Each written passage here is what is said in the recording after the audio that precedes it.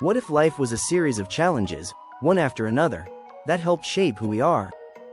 That's exactly what psychologist Erik Erikson proposed with his influential theory of psychosocial development. Unlike Freud, who focused on internal drives in childhood, Erikson believed that personality continues to develop throughout our entire lives, shaped by how we handle social and emotional conflicts at every stage. According to Erikson, we pass through 8 stages, each one centered on a specific psychological conflict. How we resolve each conflict affects our sense of self and our ability to handle the future. Let's walk through each stage briefly. Stage 1. Trust versus mistrust, birth to 18 months. In the earliest months of life, babies learn whether they can trust the world. If caregivers are warm, consistent, and responsive, the infant develops a sense of trust. But if care is neglectful or unpredictable, mistrust can form, leading to insecurity and fear later on. Stage 2.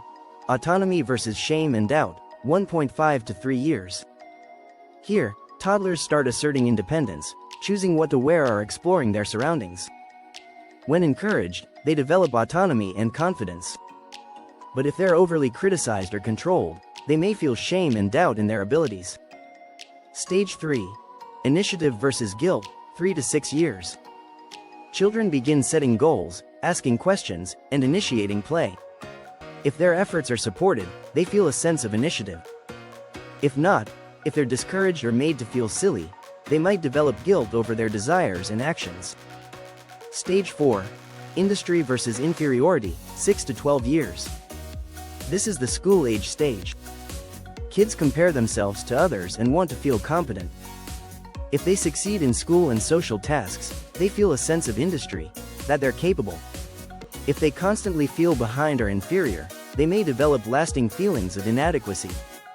Stage 5. Identity versus role confusion, 12 to 18 years. Adolescence is about figuring out who you are. Teens explore values, beliefs, and goals, and begin shaping their future identities. If successful, they develop a strong sense of identity. If not, they might experience role confusion, feeling lost or uncertain about where they fit in. This is one of Erikson's most well-known and studied stages. Stage 6. Intimacy versus isolation, early adulthood, 18 to 40 years. Once identity is established, the focus shifts to building deep relationships. People who can form emotional connections experience intimacy. Those who avoid closeness or fear rejection may face isolation and loneliness. Stage 7.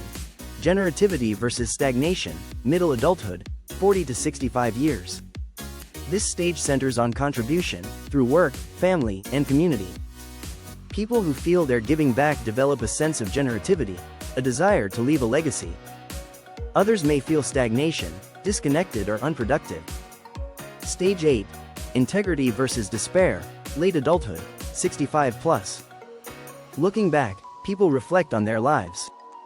If they feel proud of their journey, they develop a sense of integrity and peace. If they regret missed opportunities or unresolved conflicts, they may feel despair.